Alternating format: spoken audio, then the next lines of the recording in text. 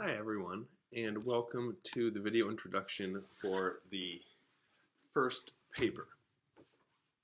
This video introduction accompanies the PowerPoint slide listed in that can be found in the Assignment 1 description section itself, a folder within the Assignment and Citation Descriptions section. But I guess if you're watching this video, you've probably found that because that's where this video is too. Anyhow, so moving on to the second slide of the PowerPoint presentation. This is a primary document critical analysis assignment. Primary sources are sources created in the period being researched and by the people being researched about the events being researched. We have already looked at several of them by this point in the semester. These are different than secondary sources, like Give Me Liberty, which are after-the-fact scholarly analyses of a subject that use many primary sources and other secondary sources to make an argument about a topic. Moving on to slide 3, we see more specific information about this assignment. This assignment requires students to write a 3 to 4 page paper that analyzes a minimum of 2 primary documents associated with the deadly 1911 fire at the Triangle Shirtwaist Factory in New York. The paper should choose 2 documents from the assigned book, The Triangle Fire, A Brief History with Documents. And you can see a picture of the assigned book there on PowerPoint slide 3. The paper should make use of secondary sources, including Part 1 of the Triangle Fire book and Foner's textbook.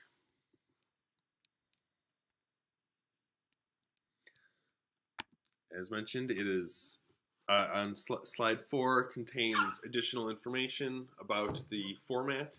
It is 3 to 4 pages, double-spaced, not including a title page, which should also be there.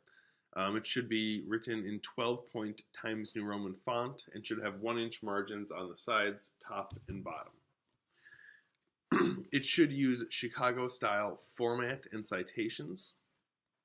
For more information, please see the Chicago-style citation and bibliography guide, Chicago-style example paper, both of which are posted in the assignment and citations descriptions folder on the course menu. This folder also has an example paper for assignment 3. That example paper is also written using Chicago-style citations and bibliography. So that's another good source to look at to see what is expected. The Chicago-style guide that I have posted contains specific instructions for how to create footnotes and how to order bibliographies. And it has examples from our class's sources. So I would suggest looking at that as well. PowerPoint 5 contains some of the steps in completing this assignment. First is to watch this video. Next is to read Part 1 of Joanne Argersinger's The Triangle Fire, A Brief History with Documents. And you should take the Week 5 online quiz based on Part 1 by Friday at 11:59 p.m. You should also identify and post a minimum of 2 primary documents from the Triangle Fire Section 2 you are planning on using by Saturday, February 11th. Your post should name the documents from the book you are planning on using, and how you think they contribute to an understanding of a particular theme or topic related to the Triangle Fire. Slide 6 of the PowerPoint continues discussing the steps to completing the assignment. Now, when you post, because the forum requires you to create a thread in order to post, please include in the title of your post which of the following topics you feel your documents shed light on. Which topic you are kind of planning on writing on using these 2 documents. They are industrial conditions, worker relations, worker-employer relations and conflict, gender, work, and consumption, Americanization of immigrants, cross-class appeals, the aftermath of the fire, unionization attempts, and miscellaneous. If you feel you have a topic in mind that isn't listed here, please kind of list that topic in the title of your post and post there. That's miscellaneous is there so that you can choose a different topic if you wish. You will receive feedback about your post, but no grade separate from the paper grade. And you should submit your paper by 11:59 p.m. Saturday, February 18th. Slide 7 and others in this presentation contains more information regarding primary sources. When you use primary sources, evidence is drawn. You use evidence taken from the author's descriptions, ideas, concerns, arguments. It is important to consider in your analysis implicit and or explicit assumptions, perceptions, values, and biases of the author of the primary source. Perspective, method, and purpose of the author of the source should also be taken into account when considering the value of a text's evidence for understanding a topic. Slide 8 has information about how the paper can be constructed. The paper should have a thesis statement. The thesis statement indicates what the paper will argue. And the credibility, to make this argument credibly, the paper will have to make a case for its interpretation of the meaning of the documents. Historians are always trying to discover both the meaning and the significance of a piece of historical evidence.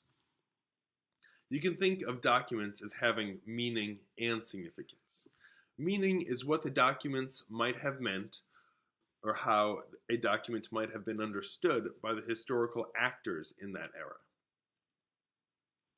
The following are important tools to use when analyzing the meaning of your chosen documents. A. What the author describes. B. What the author argues. C. How the author presented his or her argument or interpretation. D. Why the author chose that method of presentation and persuasion. In other words, what did the author view as the evidence and arguments most likely to persuade her or his audience? What assumptions did the author expect her or his audience to share, and what assumptions did the author challenge? And E, what the author hoped to achieve by writing the text. The significance is how the document provides evidence that contributes to a particular interpretation of the past. So the significance emerges out of the meaning. Meaning helps to determine the significance. Slide 9 contains more information and suggestions about the paper. A good document analysis paper will focus upon the texts themselves with attention to the specifics and nuances of language in the documents. A good document analysis paper will also use the context or the broader picture of the history of the period that informs the document. For that, Part 1 of the Triangle Fire and the chapters we will have already read in Foner's Give Me Liberty will be essential. Papers should also avoid summarizing. They do not need to provide lengthy summaries or details that do not clearly contribute to the paper's argument from the sources.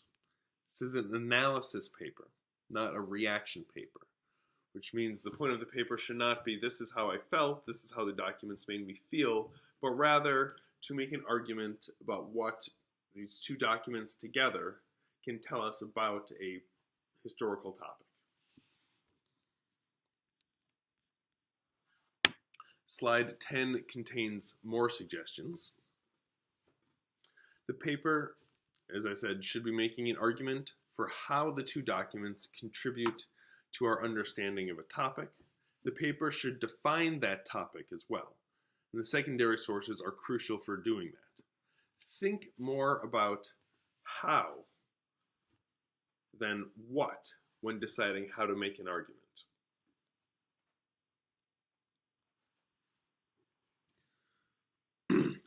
By this, I mean that arguments based on what are generally not as analytical and more commonsensical than ones based on how. For instance, a paper that argues that the documents show that workers had hard lives, or that workers were united, is less analytical and offers a less challenging argument. A paper that uses the documents to identify and make an argument about how the workers came together, or how work facilitated workers' Americanization, offers a more specific and challenging argument. Another way to think about how to construct an argument for this paper would be to think about making an argument about how the documents are framing an issue or appealing for support in a specific way. The documents should each have a separate identifiable contribution to the paper's central argument.